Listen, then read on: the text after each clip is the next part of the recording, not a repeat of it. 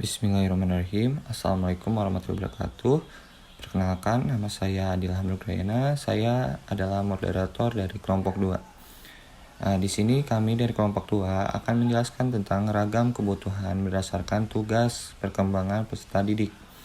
Nah, yang telah disusun oleh saya sendiri Adil Hamdul, yang kedua Aisyah Bay, yang ketiga Aulia Apriliani Rianda Putri, yang keempat Delisa Akila Putri, yang kelima Ludia Tulus Prakarsari, yang terakhir yaitu Nanda Kurniasari. Yang pertama, apa itu tugas perkembangan? Perkembangan dari never ending process, yang artinya proses yang tidak akan selesai.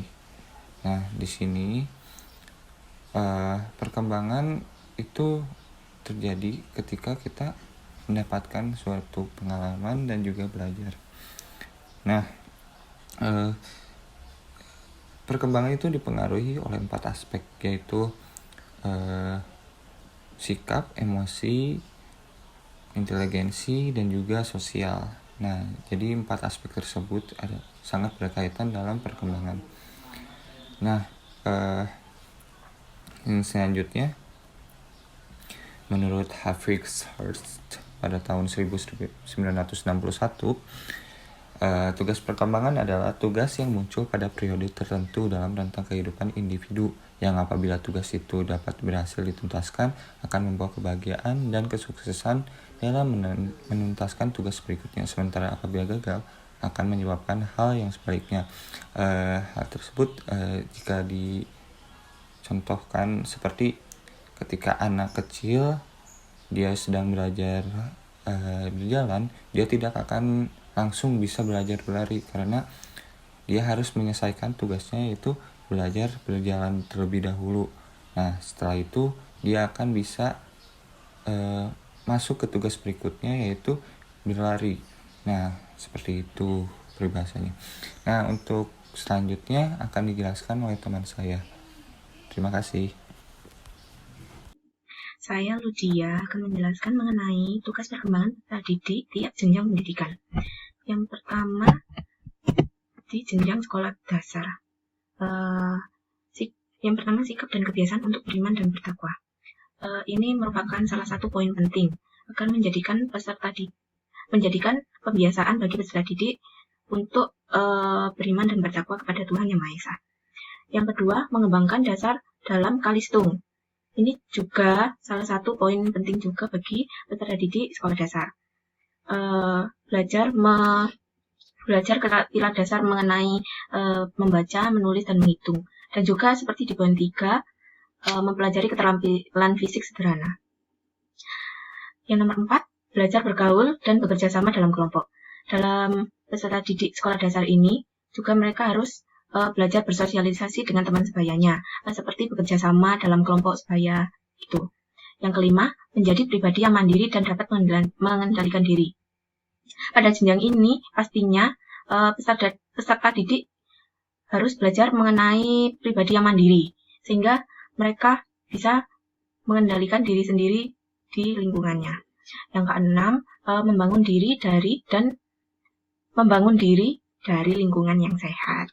Selanjutnya. Berikutnya, saya Nanda Kurniasari. Di sini saya akan menjelaskan mengenai tugas perkembangan dari siswa sekolah menengah pertama.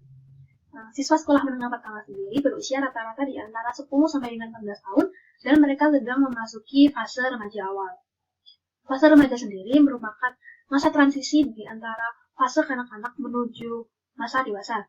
Jadi, sebelum mereka memasuki masa dewasa, sebelum mereka harus memenuhi tugas perkembangan pada masa dewasa, maka dia harus memenuhi tugas perkembangan yang ada pada masa remaja terlebih dahulu. Jadi dia atau mereka tidak akan kesulitan dalam memenuhi tugas perkembangannya pada masa dewasa.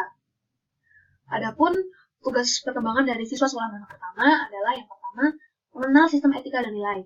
Yang kedua, mematapkan nilai dan cara berperilaku. Yang ketiga, mencapai pola hubungan yang baik. Yang keempat, mempersiapkan diri, menerima dan bersikap positif serta dinamis terhadap perubahan fisik dan psikis.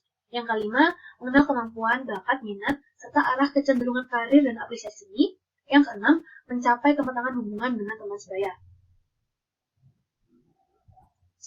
Mengenal sistem etika dan nilai. Karena kita adalah makhluk sosial, maka kita dituntut untuk mampu hidup di tengah masyarakat. Dan masyarakat sendiri memiliki etika dan nilai yang tinggi yang harus kita resapi dan kita pahami agar kita bisa menyesuaikan diri dengan masyarakat tersebut. Karena itulah seseorang pada masa sekolah menengah pertama ini diharapkan untuk memahami dan mengenal dan memahami sistem etika dan nilai yang ada. Dan kemudian pada nomor 2, mereka diharapkan untuk memantapkan nilai dan cara berperilaku. Setelah mereka mengenal dan memahami etika dan nilai tersebut, maka mereka diharapkan untuk menerapkan. Kemudian mereka diharapkan untuk mengkonversi apa yang telah mereka pahami menuju perilaku yang bisa dilihat oleh orang lain. Jadi mereka benar-benar dengan memahami dan memantapkan juga menerapkan ini, maka mereka diharapkan untuk bisa benar-benar menyesuaikan diri dengan masyarakat dan lingkungan sosial yang ada di sekitarnya. Yang ketiga adalah mencapai pola hubungan yang baik. Pola hubungan baik kepada pria, kepada wanita, kepada orang yang lebih tua, dan kepada lingkungan-lingkungan di sekitarnya, diharapkan peserta didik nanti mampu bekerja sama dalam kelompok, terus kemudian menerima teman dari lawan jenis, seperti pada pria wanita tadi. Kemudian mereka juga diharapkan untuk mengetahui etika-etika dalam berhubungan dengan orang lain. Selain itu, mereka juga diharapkan untuk mengetahui bagaimana cara memimpin orang lain. Jadi pada intinya, mencapai pola hubungan yang baik ini, mereka bisa menciptakan sebuah hubungan dan mengetahui bagaimana cara-cara untuk berada di dalam hubungan tersebut. Yang keempat adalah mempersiapkan diri, menerima dan bersikap positif serta dinamis terhadap perubahan fisik dan psikis. Pada fase remaja, tentunya sudah ada berbagai macam perubahan fisik yang terjadi pada seseorang. Dan perubahan tersebut tentunya berbeda dari masa kanak-kanak. Dan diharapkan mereka mampu untuk merasa bangga atau toleran terhadap dirinya sendiri, terhadap kondisi fisik dan psikisnya sendiri setelah pada masa remaja ini. Mereka diharapkan juga untuk memelihara keadaan fisik mereka dan lain sebagainya. Yang kelima adalah mengenal kemampuan, bakat, minat, serta arah kecenderungan karir dan apresiasi seni. Hal ini dibutuhkan agar mereka kelak pada masa dewasa mereka sudah dapat mengetahui bagaimana perencanaan karir yang akan mereka lakukan kelak. Selain itu, karena mereka telah mengenali dirinya sendiri, mengenali kemampuan, bakat, minat mereka akan menjadi lebih mudah dalam mencari sesuatu yang sesuai dengan diri mereka, mencari sesuatu yang nantinya akan mereka tekuni secara lebih lanjut. Dan yang terakhir adalah mencapai kematangan hubungan dengan teman sebaya.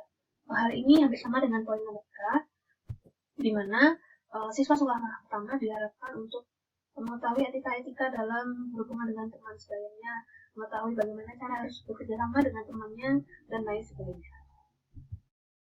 Halo, saya Aulia akan menjelaskan tentang tahap-tahap perkembangan yang terjadi pada sekolah menengah akhir atau sekolah menengah kejuruan. Yang pertama adalah mengenal gambaran dan mengembangkan sikap tentang kehidupan. Pada masa-masa itu, anak sudah berada pada akhir remaja dan akan memasuki masa awal dewasa. Oleh sebab itu, mereka cenderung bisa dan sudah mengenal tentang gambaran kehidupan, serta mengembangkan sikap-sikap yang biasanya ada dalam kehidupan itu sendiri. Yang kedua, mengembangkan pengetahuan dan keterampilan sesuai dengan kebutuhannya untuk mengikuti dan melanjutkan pelajaran dan atau mempersiapkan karir, serta berperan dalam kehidupan masyarakat. Untuk anak sekolah menengah akhir atau anak SMA, biasanya persiapan karirnya adalah untuk melanjutkan kuliah, sedangkan untuk anak SMK ada persiapan karirnya adalah mereka untuk bekerja. Yang ketiga, memiliki kemandirian perilaku ekonomis. Pada masa-masa ini, anak sudah cenderung memiliki kemandirian tersendiri tentang perilaku ekonomisnya mereka sendiri. Yang keempat, mencapai kematangan hubungan dengan teman sebaya, kesiapan diri untuk menikah, dan kemandirian emosional. Pada masa ini, anak sudah cenderung memiliki kematangan tentang hubungannya dengan teman-teman sebayanya. Anak sudah tahu bagaimana hubungannya mereka untuk hubungan mereka dengan teman sebayanya, bagaimana mereka cara berinteraksi, berteman, bergaul dengan teman-temannya. Kesiapan diri untuk menikah. Ada anak-anak yang setelah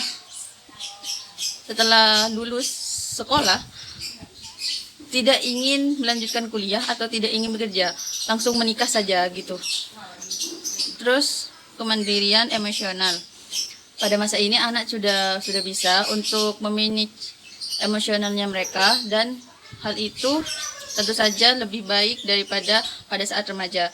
Mereka sudah mengenal tentang diri mereka dan bisa memanajemen diri mereka sendiri. Saya Denisa. Di sini saya akan menjelaskan tentang contoh ragam kebutuhan. Yang pertama yaitu mendapat bimbingan dari guru atau orang tua mengenai cara beriman dan bertakwa kepada Tuhan Yang Maha Esa agar menjadi pembiasaan dalam bersikap.